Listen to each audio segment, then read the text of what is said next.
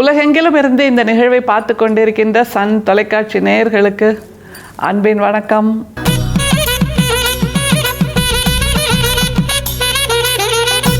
வள்ளல் பெருமானுடைய உரைநடை பொதுவாக நம்ம நிறைய முறை சிந்திச்சிருக்கோம். என்னென்னா, கவிதைகளில், பாடல்களில், திரு அருட்பா அந்த பாடல்களில் வள்ளல் பிரானுடைய உச்சம் என்பது வேறு. உரைநடையில் அவருடைய எளிமைத்தன்மையோடு இருக்கக்கூடிய உச்சம் என்பது வேறு. நம்ம உரைநடையில் பொதுவாக எல்லா மனிதர்களுக்குமான தகவல்களை, எல்லா மனிதர்களுக்குமான அந்த ஞானத்தை அள்ளி கொடுக்கிறார். பாடல்களில் தனக்கு நேர்ந்த அனுபவங்கள், தன்னுடைய வாழ்க்கை, தன்னுடைய வாழ்வியல், தான் எப்படி மனமாற்றம் பெற்றேன், எப்படி மனமாச்சரியம் இல்லாத ஒரு ஜீவ ஜோதியாக வளர்ந்தேன் என்பதை பற்றியெல்லாம் பாடல்களில் சொல்லுவார். அப்போது உரைநடை என்பது இன்னமும் அதிகமாக நம்மை சிந்திக்க வைக்கக்கூடிய ஒரு உபாயமாக இருக்கிறது அப்படிங்கிறதா நம்ம நிறைய முறை உணர்ந்திருக்கிறோம். இன்றைக்கும் அப்படி தான் அவர் சொல்லுகின்ற ஒரு தத்துவம் இருக்கிறது. பஞ்ச சபை அப்படின்னு அதை சொல்கிறார். பொதுவாக 5 என்பது நம்முடைய வாழ்வியலில் மிக முக்கியமான ஒன்றா சொல்லுவோம். 5 பூதங்கள் அப்படின்னு சொல்லுவோம், 5 வகை நிலங்கள் அப்படிங்கிறதையும் சொல்லுவோம். அந்த மாதிரி தான் இந்த பஞ்ச சபை, 5 பூதம் என்று வள்ளல் பிரான் சொல்லுகின்ற ரொம்ப சின்ன கருத்து. ஆனால் சின்ன விதைக்குள்ளே தானே ஆலமரமே தங்கியிருக்கு இல்லை? அந்த ஆலமரம் அவ்வளவு சின்ன கடுகு போன்ற விதைக்குள்ளிருந்து தான் முளைக்கிறது. ஆலம் விழுதாக வளர்ந்து அப்படியே விழுது விட்டு தாங்கி நிற்கிறது, நூற்றாண்டுகளை கடந்து நிற்கிறது என்பதை நாம் பல முறை பார்த்துருக்கோம். அப்படியாக ஒரு ஆலம் விதையை நமக்கு வள்ளல் பிரான் கொடுக்கிறார். இதுக்குள்ளே பயணம் பண்ண இன்னமும் பல நூற்றாண்டுகளுக்கு நாம் சிந்தித்துக்கிட்டே இருக்கலாம் போல அவ்வளவு அற்புதமான சிந்தனைகளை, தொடர் சிந்தனைகளை நமக்கு கொடுக்கின்ற மிகச்சிறிய பத்தி அவருடைய உபதேச குறிப்புகளிலிருந்து பார்க்கலாமா? ஆண்டவர் இருக்கும் பொது ஸ்தாபனங்கள் 5. இவைகள் பஞ்ச சபைகளாக சொல்லப்பட்டிருக்கின்றன. பிருத்திவி, அப்பு, தேயு, வாயு, ஆகாயம். பிருத்திவி பொற்சபை, அப்பு ரஜித சபை, தேயு தெய்வ சபை, வாயு நிறுத்த சபை, ஆகாயம் சிற்சபை. எவ்வளோ அழகான ஒரு கருத்து பாருங்க. பிருத்வி, அப்பு, தேயு, வாயு, ஆகாயம், இந்த 5 சபைகளை பற்றி தான் வள்ளல் பிரான் சொல்கிறாரு. ஆனால் புள்ளி வச்சு ஒரு 5 புள்ளி வச்சா அதுக்கேற்ற மாதிரி சின்ன கோலம், 50 புள்ளி வச்சா அதுக்கேற்ற மாதிரி பெரிய கோலம், 500 புள்ளி வச்சா அதுக்கேற்ற மாதிரி விஸ்வரூப கோலம்ங்கிற மாதிரி நம்முடைய வள்ளல் பிரான் 5 நிலங்களை, 5 சபைகளை பற்றி சொல்கிறாரு. ஆனால் இதற்குள் நாம் பயணப்பட்டால் அது பாட்டுக்கு போயிட்டே இருக்குங்க. அவ்வளவு தூரம் நம்முடைய ஞானத்தை, நம்முடைய சிந்தனையை விரிவாக்கக்கூடிய அளவுக்கு மிகப்பெரிய ஒரு தத்துவத்தை வள்ளல் பிரான் சொல்கிறார். இதில் மிக முக்கியமாக நம்ம கவனிக்க வேண்டியது அந்த 5 சபை, பஞ்ச சபைன்னு சொல்கிறாரு, பஞ்ச நிலம்னு சொல்கிறாருங்கிறப்போ இவர் நம்முடைய வள்ளல் பிரான் குறிப்பது இதை மட்டும்தானா? நிலம் என்கின்ற அந்த அவுட்டர் லேயர் மட்டும்தானா? அந்த 5 பூதங்கள் மட்டும்தானா? அதிலிருந்து குறிப்பாக வேற எதை சொல்கிறார் அப்படிங்கிற தேடலும் நமக்கு வேணும். அப்படின்னா திரும்ப ஒரு முறை அவர் சொல்லுகின்ற அந்த உபதேச குறிப்புகளை படிச்சிட்டோன்னா யோசிக்க வசதியாக இருக்கும். படிக்கலாமா? ஆண்டவர் இருக்கும் பொது ஸ்தாபனங்கள் 5. இவைகள் பஞ்ச சபைகளாக சொல்லப்பட்டிருக்கின்றன. பிருத்வி, அப்பு, தேயு, வாயு, ஆகாயம். ஆண்டவர் இருக்கும் பொது ஸ்தாபனங்கள் 5 அப்படிங்கிறார். ஆண்டவர்னா யாரு? முதல்ல அது ஒரு கேள்வி இருக்குல்ல. பொதுவாக ஞானிகள் சொல்லுகின்ற அந்த ஆண்டவரை வள்ளல் பிரான் சொல்லவில்லைங்கிற முதல்ல அந்த தெளிவை நாம் பெறணும். அப்படின்னா அது யாரை சொல்கிறார் வள்ளல் பிரான்? யோசிச்சுக்கிட்டே இருங்க.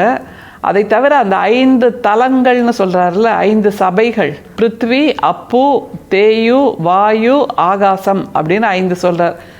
இதெல்லாம் அவர் சொல்கிற முறைப்படியே யோசிக்கிறோன்னு வைங்களேன். பிருத்வி அப்படின்னா நிலம், அப்பு அப்படின்னா நீர், தேயு அப்படின்னா நெருப்பு, வாயு அப்படின்னா காற்று, ஆகாயம் அப்படின்னா வெளி, வெட்ட வெளி. இந்த 5 நிலங்களை, 5 பூதங்களை பற்றி சொல்கிறார் அப்படின்னு நம்ம யோசிக்கலாம்.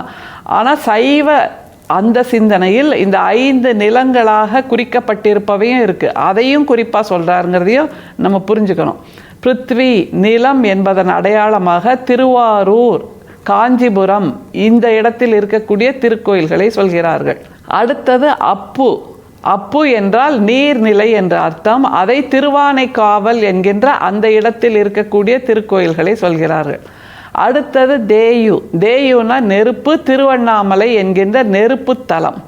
அடுத்தது வாயு. வாயு என்பது காற்று, காற்றாக இருக்கக்கூடிய காளஹஸ்தி. அடுத்தது ஆகாயம். ஆகாயமாக இருக்கக்கூடிய வெளியாக இருக்கக்கூடிய சிதம்பரம் என்கின்ற அந்த 5 சிவ தலங்களை வள்ளல் பிரான் குறிப்பாக சொல்கிறார். அப்படியும் நீங்கள் எடுத்துக்கோங்க. ஆனால் இதில் கூடுதலாக நம்ம கவனிக்க வேண்டியது பல விஷயங்கள் இருக்குது. ஏனென்றால் வெறுமே ஏற்கனவே இருந்த சைவ மரபை எழுதி செல்வது நம்முடைய வள்ளல் பிரானுடைய வேலை இல்லை, அவருடைய வாழ்வியலும் இல்லை. அப்போ இதிலேருந்து what do we infer from Vallalar's writings, what do we infer from this piece of wisdom, அது ரொம்ப முக்கியம் இல்லையா? அதை கொஞ்சம் யோசிக்கலாம். அதுக்கு முன்னாடி திரும்ப ஒரு முறை அவருடைய அந்த உரைநடைக்கு போயிட்டா நிதானமாக யோசிப்பதற்கான வழி கிடைக்கும். ஆண்டவர் இருக்கும் பொது ஸ்தாபனங்கள் 5. இவைகள் பஞ்ச சபைகளாக சொல்லப்பட்டிருக்கின்றன. பிருத்திவி, அப்பு, தேயு, வாயு, ஆகாயம். பிருத்திவி பொற்சபை, அப்பு ரஜித சபை, தேயு தெய்வ சபை, வாயு நிறுத்த சபை, ஆகாயம் சிற்சபை. அந்த ஆண்டவர் யாருங்கிற தெளிவு இப்போ வந்துடுச்சா? நாம் எல்லாரும் தான் ஆண்டவர்கள். அதுதான் வள்ளல் பிரானுடைய வாழ்க்கையை புரிந்து கொண்டவர்களுக்கு இது மிகச் சுலபமாக புரியும். ஏனென்றால் இயற்கை படைத்திருக்கின்ற அந்த 5 பூதங்களும் நம்முடைய உடம்பில் இருக்கின்றன. நம்முடைய என்றால் மனிதர்களுடைய உடம்பில் மட்டும் இல்லை, எல்லா உயிரினங்களுக்கும் இந்த 5 பூதங்களும் இருக்கின்றனங்கிறது தான் மிக முக்கியம். அதை புரிந்து கொண்டதால் தான் நம்முடைய வள்ளல் பிரான் அந்த எல்லா உயிரும் ஒன்றுதான் என்கின்ற சமத்துவ நிலைக்கு வந்து நிற்கிறார். அதைத்தான் தன்னுடைய ஞானமாக நமக்கு கொடுக்கிறார். மனிதர்களாக பிறந்தவர்கள் மிக உயர்ந்தவர்கள் இல்லை. 5 பூதங்களில் இருக்கக்கூடிய அத்தனை உணர்வுகளும் மற்ற உயிரினங்களுக்கும் இருக்கு. ஓரறிவு உயிருக்கும் இருக்கு, ஈரறிவுக்கும் இருக்கு, மூவறிவுக்கும் இருக்கு, 4 அறிவுக்கும் இருக்கு, 5 அறிவுக்கும் இருக்கு, 6 அறிவுக்கும் இருக்கு. 6 அறிவுக்கு பகுத்தறிவு சேர்ந்து இருக்கிறது. ஆனால் பல நிலைகளில் மனிதர்களாகிய நாம் பகுத்தறிவை தொலைத்து நிற்கும் போது நமக்குள் வேறு என்ன வேறுபாடு? 5 அறிவுக்கும் 4 அறிவுக்கும் நமக்கும் வேறு என்ன வேறுபாடுங்கிற சிந்தனை தான் மேலோங்கி நிற்குது. அதில் பிருத்வி நிலம் என்பது நீடித்த தன்மை, நிலைத்த தன்மையோடு நாம் இருக்க வேண்டும். ஏனென்றால் இந்த நிலம்தான் எல்லாவற்றையும் தாங்கி நிற்கிறது என்றால் இந்த உடம்பு, நாம் எடுத்திருக்கக்கூடிய இந்த உடம்பு தான் நமக்கான நிலம் என்று வள்ளல் பிரான் சொல்லித் தருகிறார். அடுத்தது அப்பு என்று சொல்கிறார். அப்பு என்றால் நீர். நீர் எதை குறிக்கிறது என்றால் ஒரு நெகிழ்வுத்தன்மை. நாம் அத்தனை பேரும் உணர்ச்சிகளின் நெகிழ்வில், உணர்ச்சிகளின் ஓட்டத்தில் கலந்திருக்கிறோம், உணர்வுகளின் ஓட்டத்தில் கலந்திருக்கிறோம். அதனால் நீர்த்தன்மையும் நம்மிடம் இருக்கிறது. அடுத்தது தேயு என்றால் நெருப்பு. உயிர் நெருப்பை நாம் அத்தனை பேரும் தாங்கி நிற்கிறோம், அத்தனை உயிரினங்களும் தாங்கி நிற்கின்றன. நாம் என்றால் மனிதர்களை மட்டும் சொல்லவில்லை, உயிரினங்களாக பிறப்பெடுத்திருக்கக்கூடிய இந்த பூமியில் இருக்கக்கூடிய அத்தனை உயிரினங்களுக்கும் நெருப்பு இருக்கிறது, உயிர் நெருப்பு இருக்கிறது, வயிற்றில் கருப்பை நெருப்பு இருக்கிறது, உயிர் துளி நெருப்பு இருக்கிறது. அந்த நெருப்பு இருப்பதால் தான் நாம் உயிர் வாழ்ந்து கொண்டிருக்கிறோம். இல்லை என்றால் உயிர் நம்மிடமிருந்து பிரிந்து விட்டால் குளிர்ந்து போவோம். அப்படி என்றால் நம்மிடம் வெப்பம், அது உணர்ச்சியின் வெப்பமாகவும் இருக்கட்டும், உணர்வின் வெப்பமாகவும் இருக்கட்டும், அறிவின் வெப்பமாகவும் இருக்கட்டும், அந்த வெப்பம்தான் உயிரின் அடையாளம். எனவே நாம் தேயுவாகவும் இருக்கிறோம். வாயு என்றால் காற்று. நமக்கு நன்றாக தெரியும் நம்முடைய அடையாளம் எது என்றால் நம்முடைய மூச்சு காற்று. நம்முடைய 5.5 அடி உயரம், 6 அடி உயரம், நம்முடைய நிறம், நம்முடைய நடவடிக்கை, இது எல்லாவற்றையும் விட நம்முடைய காற்று தான் நம்முடைய அடையாளம். ஒற்றை நொடியில் அந்த உள்ளே போகின்ற காற்று வெளியே வராமல் நின்றுவிட்டால் நாம் இல்லாமல் போய்விடுவோம். அப்படி என்றால் காற்றாக நாம் நிற்கிறோம். நம்முடைய தலை முதல் கால் வரை காற்று தான் நம்மை நிரப்பி இருக்கிறது. அதை புரிஞ்சுக்கணும். அடுத்தது வெளி என்கின்ற ஆகாயம். அந்த வெளியாக எது இருக்கிறது என்றால் மூளை எங்கே இருக்குது அப்படின்னா நம்ம தலையில் கை வச்சு காமிச்சிருவோம். மனசு எங்கே இருக்குது அப்படின்னா எங்கேயாவது புள்ளி குத்தி சொல்ல முடியுமா நம்மால்? நம்முடைய உடம்பில் எந்த இடத்தில் மனசு இருக்குது? மனசு என்கின்ற அந்த உறுப்பு எங்கேயாவது இருக்கான்னா இல்லை. ஏனென்றால் வானம் எப்படி விரிந்திருக்கிறதோ, ஆகாயம் எப்படி விரிந்திருக்கிறதோ, ஆகாயத்தை வைத்து கொண்டு இந்த பூமியை மூடிவிடலாம், இங்கே இருக்கக்கூடிய நீரை மூடலாம், நெருப்பை மூடலாம் என்கின்ற போது அந்த ஆகாயமாக நம்முடைய மனசு இருக்கிறது என்பதனால் இந்த ஐம்பூதங்களும் நமக்குள் இருக்கின்றன. நமக்குள் என்றால் உயிரினங்கள் அத்தனைக்குள்ளும் இருக்கின்றன என்னும்போது ஆண்டவர் இருக்கக்கூடிய பொது தலங்கள் 5 என்றால் நம்மிடம்தான், நாம் தான் ஆண்டவர் என்பதை புரிந்து கொள்ள வேண்டும்.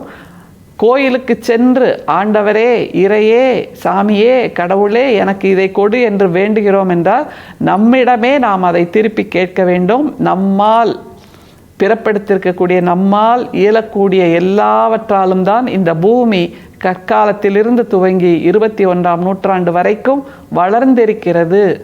நம்முடைய சிந்தனையால், நம்முடைய செயல்பாட்டால், மனிதர்களுடைய செயற்பாட்டால் என்பதை புரிந்து கொண்டால் ஆண்டவர் என்பது நாம் தான் என்று வள்ளல் பிரான் சொல்லுகின்ற அந்த உண்மை நிலை நமக்கு புரிய வரும்.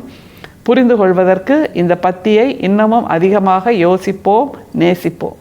அருட்பெரும் சோதி, அருட்பெரும் சோதி, தனிப்பெரும் கருணை, அருட்பெரும் சோதி. மீண்டும் சந்திப்போம். நன்றி, வணக்கம்.